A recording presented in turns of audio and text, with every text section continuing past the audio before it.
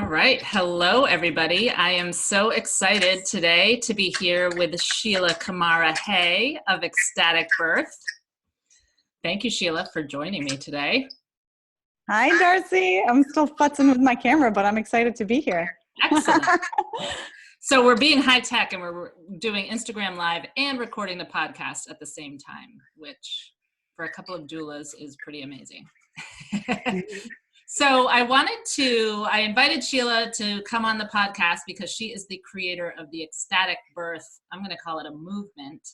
And I just think that ties in so beautifully when we're talking about feelings of worth and the birth and postpartum time period. So can you just give a little kind of overview of what ecstatic birth is?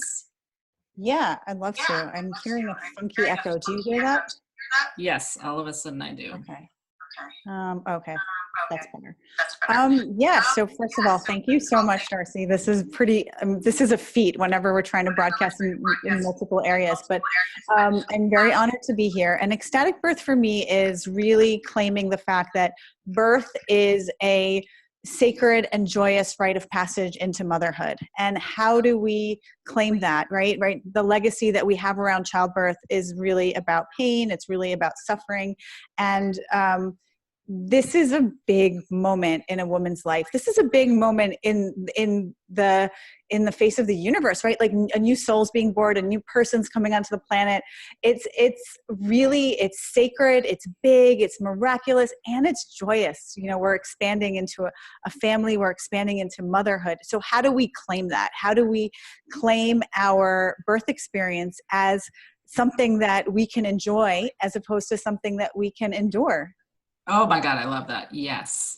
I mean, because what is the phenomenon? Like once you're pregnant, everybody in the grocery store needs to come over to you and tell you their agonizing, painful experience of birth. And then, and then it's all you see on the media and in movies and TV shows is women screaming and horrible agony pain. I think even the idea of putting the two words ecstatic and birth together is like it stops women in their tracks. Like, what? Yeah. Oh. and it made my camera jump out of my hands too. Yeah.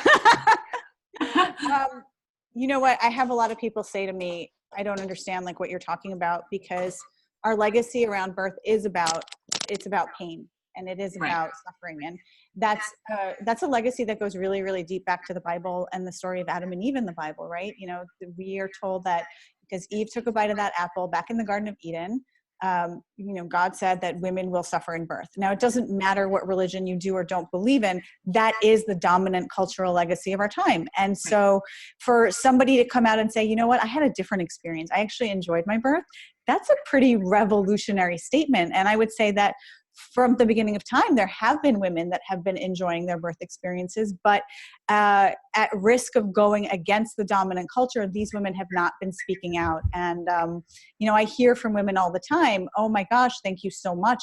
I had this incredible experience and I was embarrassed. I was ashamed. I thought something was wrong with me, especially if they're experiencing physical pleasure.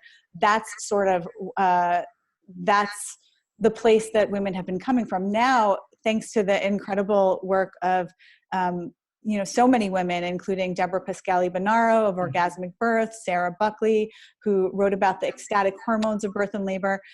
This revolution has been going on for over 10 years now, and more women are coming out of the woodworks talking about how they did have an incredible birth experience, and that could include experiences of transcendence, pleasure, it could be a spiritual high, it could be an emotional high, and it could also be deeply physically pleasurable as well.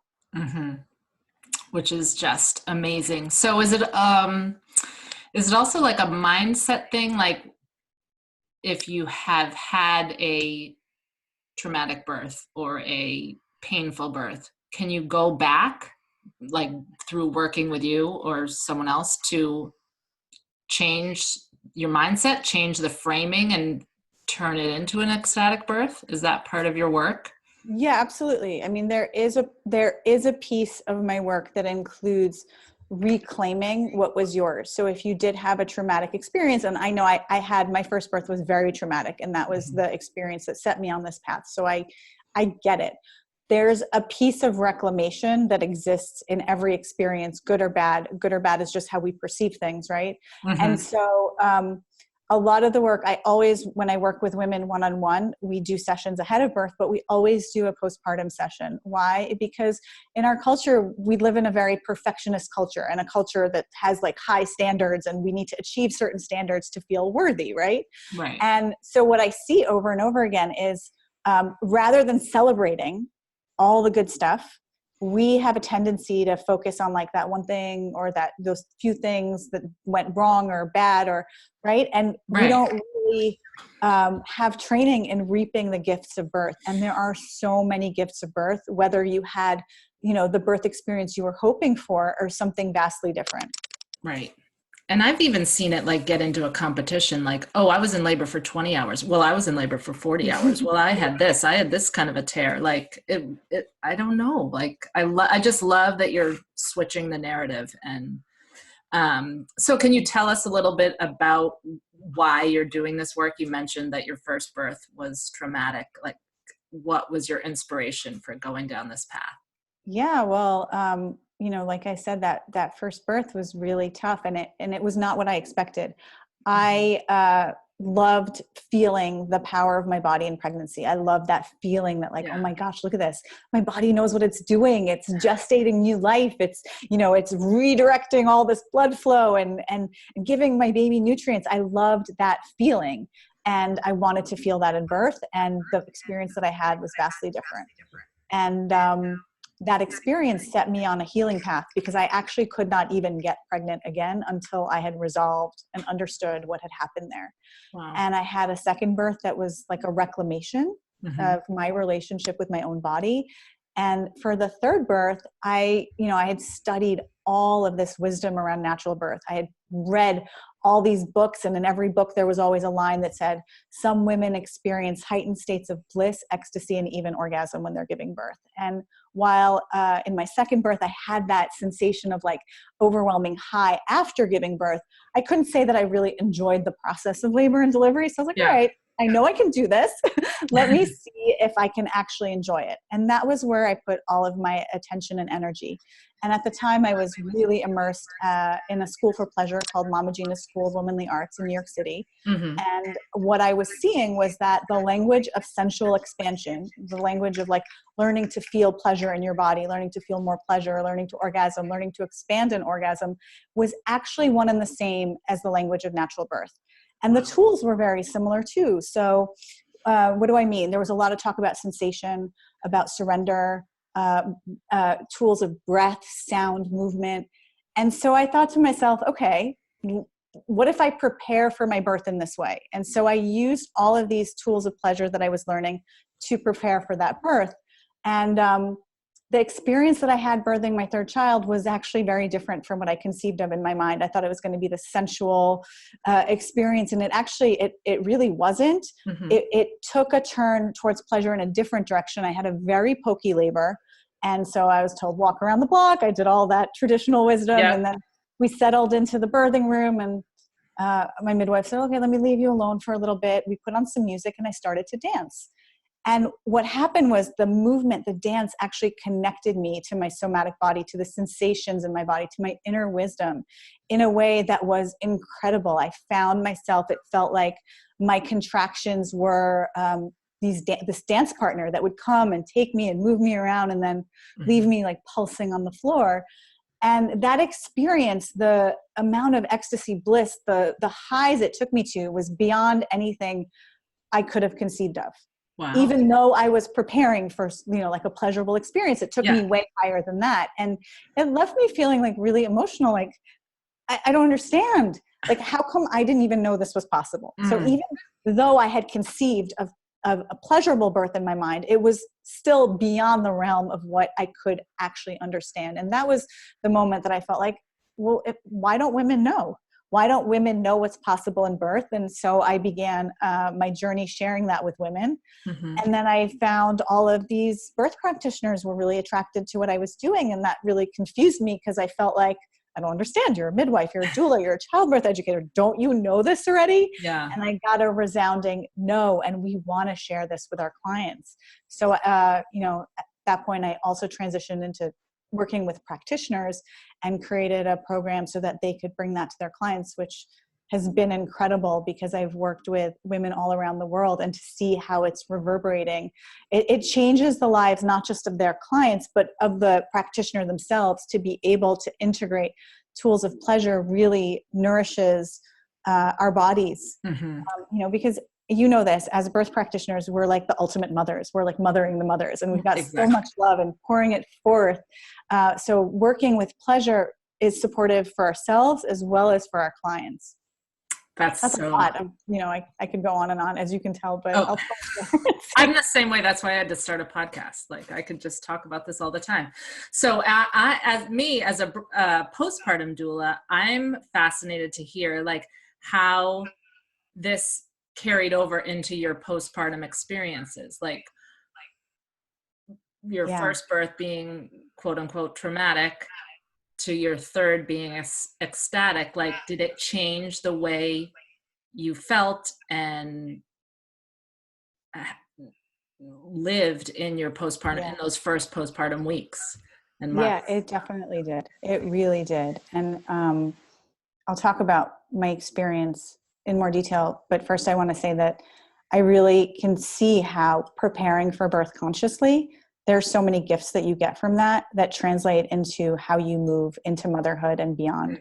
And so for me personally, after that first birth, which was really traumatic, when I look at pictures of myself during that time, I look like I'm not even there. Oh, yeah, I know exactly what you mean. Whereas, and I struggled for a long time. Whereas with my second birth, I had so much energy and my body healed so quickly. The first one I had an episiotomy and I could barely get up out of a chair, for months without like, ugh. But the second one, I felt like I could conquer the world, and it was it was a very big tangible shift. I felt so healthy. I felt so wholesome. I felt so nourished by my birth experience. And it really made all the difference. And then that third birth was just like pure joy. I can't say that in both my second and third births, having had a really connected, conscious experience, like both of those left me just feeling so vibrant and so healthy. Whereas and capable, like I could take care of my kids. I could do this. I can handle this. Whereas the first one was it took a long time to get my rhythm into motherhood. And I do want to acknowledge that with a first child, it does take a while regardless. So there was some of that as well. Oh, yes. I mean, it's always a huge, huge transition, but I think it's always a huge and an emotional transition, but I think if you're physically recovering and you're experiencing pain and regret and, feelings of feeling badly about your birth and feeling bad in your body, that just makes it worse. So it does. And I just want to add, for anyone that has that kind of experience, there's still so many gifts there for you. And for me, like, I know that I would not be doing the work that I'm doing now. I would not have been set upon my path had I not had that experience. And I'm the exact same way. I'd be working at an ad agency right now if. So I'm ultimately grateful for the way my births played out, because it got me to this moment right now, which I'm actually like about to cry, because. Well, first I want to say that what you said about consciously preparing is one of my passions too. So people can go to our podcast website, yourbirthyourworthpodcast.com/plan, and download our templates for a birth plan and a postpartum plan, which I think it makes all the difference in the world for both. So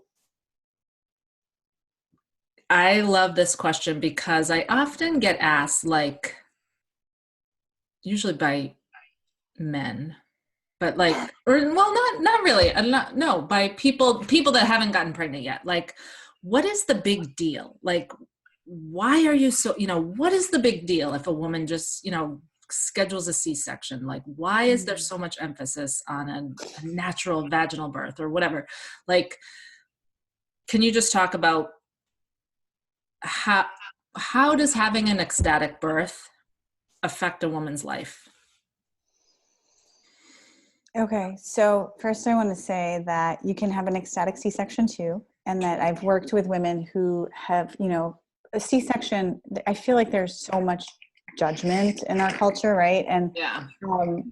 And a lot of women I work with see the C-section as like, oh my gosh, it's a sign that I'm a failure on some level, and that's not fair. C-section is it can be a life-saving procedure, and so grateful that we have access to that. I think the issue comes into play when women want to, or the medical institutions want to like circumvent the birthing process and go straight to the C-section. So I would equate that to like, let's say you have an 18-year-old that wants to be president, right? Mm-hmm. And they graduate from college and then they're handed the presidency. It's like, what the heck am I supposed to do? Right? Like you don't have, like, there's no, it's like you are circumventing a process that's meant for you to grow and transform and become who you need to become the mother of your child. Right. So, and there's plenty of, science and research about the benefits of vaginal birth. So I'm not going to go there, but I just want to talk a little bit like on an emotional level for the mom. Mm-hmm. I see birth as a rite of passage. It is a rite of passage, right? You're leaving back a part of you that was independent and free and like the maiden within, mm-hmm. and you're becoming a mother. And mm-hmm. It's a big transition. And so when you're consciously preparing for birth, there's so many gifts that you get. So the work that I do with women and to prepare for an ecstatic birth they're really life skills ultimately. But what we do is I have women learn to connect to their bodies, because most of us really are so disconnected. We're living in our heads most of the time. So that's the first step, is like connection to your body, connection to your inner wisdom through mm-hmm. the sensations within.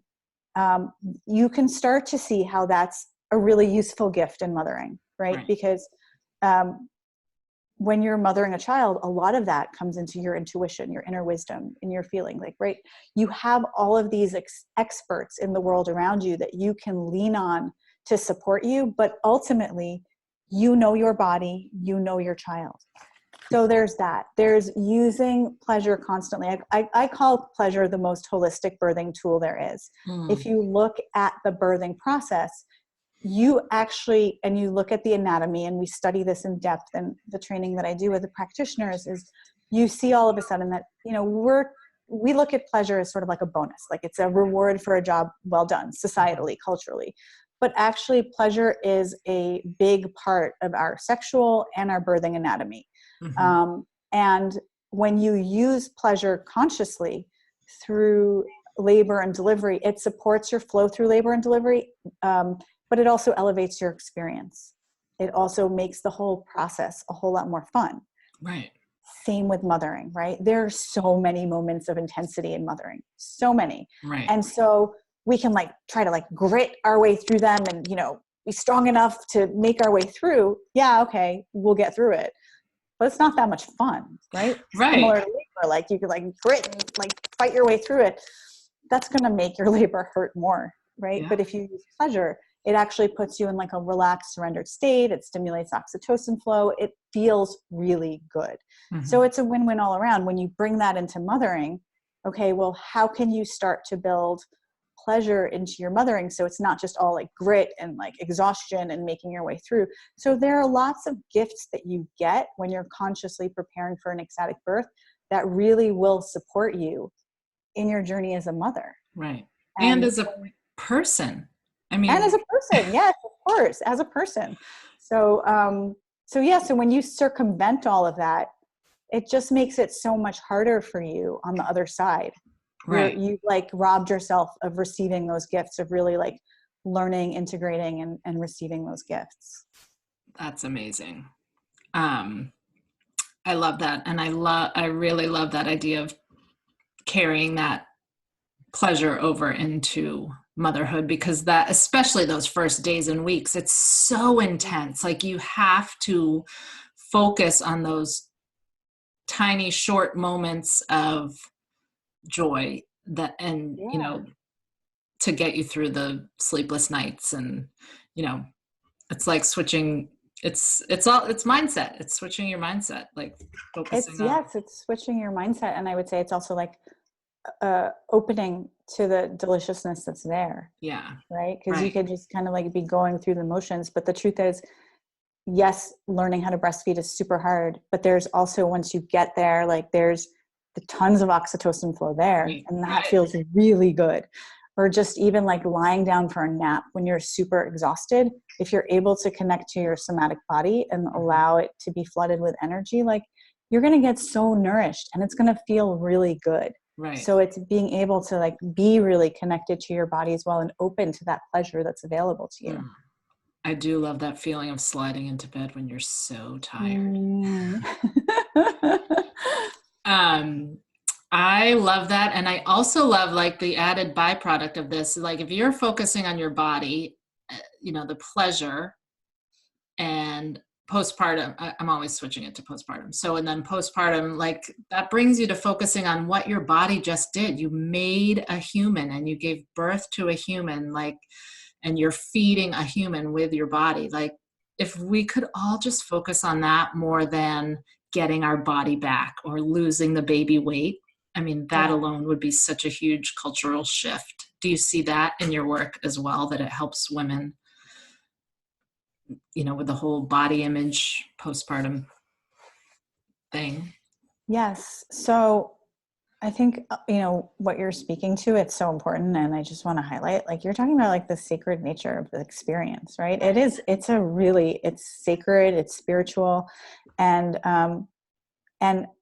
a piece of that we need to, I think, reclaim societally is the sexuality of it too. Like sexuality isn't usually normally on a widespread level seen as sacred. However, you're creating this being through your sexuality. And so I think that there's a piece that we need to reclaim in our relationship with our bodies, in our sexuality, to prepare for birth in this way that does translate into postpartum. Because once you're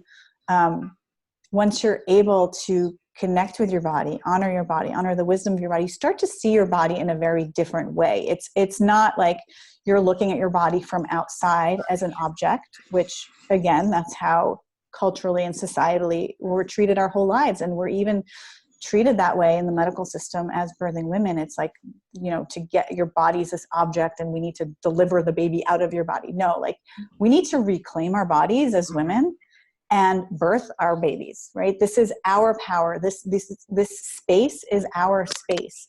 And so when you do prepare for birth in this way, where your body is like up front and center and loved and nourished, and you're learning how to connect really deeply, really lusciously to your body, it does transform how you relate to it, because it becomes more about like how you feel as opposed to how you look from the outside. And, you know, it does support you postpartum also, because you want to feel good. So you're going to take care of your body. You're going to feed your body what it needs. You're going to move your body the way it's asking to be moved to feel good. Right. As opposed to like, oh, I need to lose the weight. That's an outer objective standard in order to look good. Another outer objective standard. Exactly. Right. Yeah. Yeah. So you're switching your focus back to yourself and your own power, which I just love that. That's awesome. Yeah.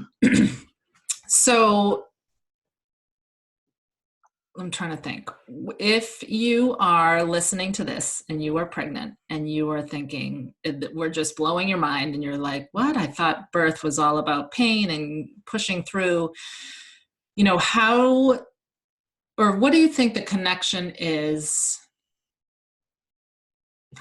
I can't think of how to say this. Like, that's a big switch to flip. Yeah.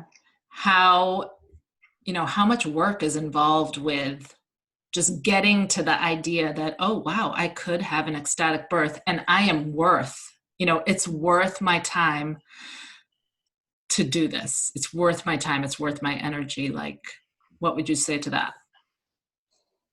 Well, I mean, I think the first step is the fact that you're listening and you're hearing this. Just like, you don't know your options. You don't have options if you don't know your options, right? I love that saying. So Right. just the fact that you're hearing this, you're listening to it, it's opening up like the pathways for that possibility for you. Now, if you're really attracted to this idea and what we're talking about, I would say like the first thing that you would want to do is really immerse yourself in a culture that reflects this, because the widespread culture does not. So how do you do that? Well, we're so lucky right now that we live in the age of the internet. Like, there's so many resources just available at your fingertips. If you want to just Google pleasure in birth, ecstatic birth, anything, you'll start to see videos. You'll start to hear stories. You could look at my YouTube, my Facebook page. I post stuff all the time, but there's so much. So if it's like, oh, this is an incredible possibility, I didn't even know, how is this even available to me? I would say just start immersing yourself, because we have, I say that childbirth education begins when you're born, and it's really the culmination of all the messages you've absorbed your whole life. So if you want to switch what the culture is telling you, that birth is painful and suffering, and open to this idea that birth can be pleasurable, the first thing is to just start to like immerse your soul in beautiful birth stories, images, words, follow some research, and create that community around you. And then, I'm going to be honest, it's not easy, right? Because our society is not set up for this. Our medical system is not set up for this. So just like I didn't know, like I had this idea that this was what I wanted, but I didn't know how to create that. It does take consciousness. It does take work to create it, but it is possible. So I would say the first step is just surround yourself with all of these beautiful possibilities. And then putting up boundaries, like to push away all the negative, which is another big job, because it's coming at you from all angles. And likely from within your closest, support networks. Exactly. Right. So I had to not talk to anybody about my second birth, including my mom. Yeah. Because my mom would hear the word midwife and like it would just like it would send her into a panic. She didn't know what to do with it. Right? Yeah. So my husband and I made a conscious decision not to share a lot of what we were planning for our second birth with our families, because and now they're, those same people that we didn't share it with are the biggest advocates and supporters, but they have not experienced that. And they, like my mom's just fearful. She loves me. She wanted me to be safe. And she had a certain idea of what that looks like. So you do have to protect yourself. Yes. And I think that's a really good point, that that's a great example. Your mom, these are people who love you, but they've also been raised in this fear-based culture. So, you have to take that into account. So can you talk a little bit about one last question? About fear versus ecstasy. I mean, I think that's what it ultimately comes down to with childbirth, is all this, the pain and the agony comes from fear, and, your body tenses up when you're in fear. But I think we get fear pushed down our throats when like you said, our whole lives, but then especially when we're pregnant. So just talk about switching that from fear to ecstasy. Yeah, I would love to. I think that's a really big switch. I think it's a very necessary switch, and I think it's a very difficult switch, right? Because that's what, if you think about like the discourse around birth in general, whether it's like personal or societal, medical or global, it is around fear. It's about managing fear. It's about trying to control what really, at the end of the day, can't always be controlled. And I've heard it said that our fear of birth is related to our fear of nature, is related to our fear of the feminine.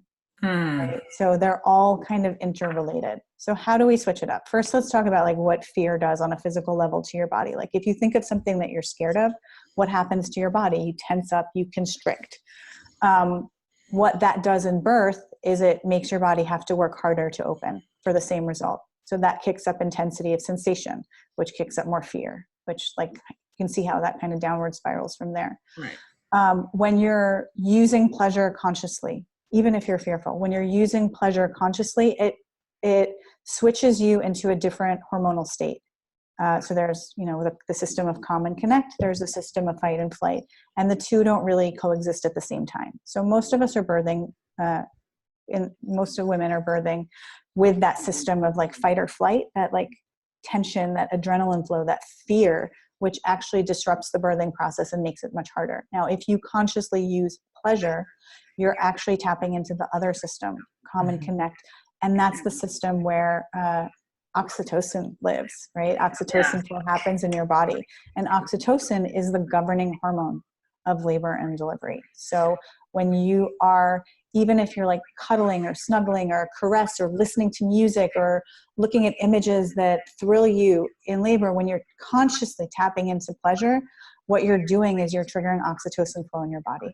And oxytocin flow governs the flow of your labor. It's what the pharmaceutical industry is trying to replicate with Pitocin.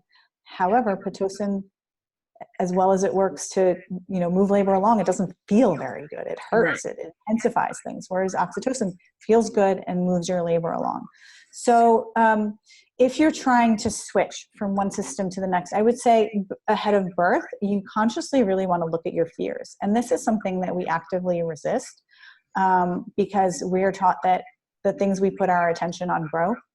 But at the same time, your fears live in your body. Your fears are the imprint of all of your experiences throughout your whole life. So even if you don't think about them, they exist in your body. So if you can start to consciously look at your fears and go through a process where you really examine, like, okay, what is this fear? What's it really about? How likely is it to come to fruition?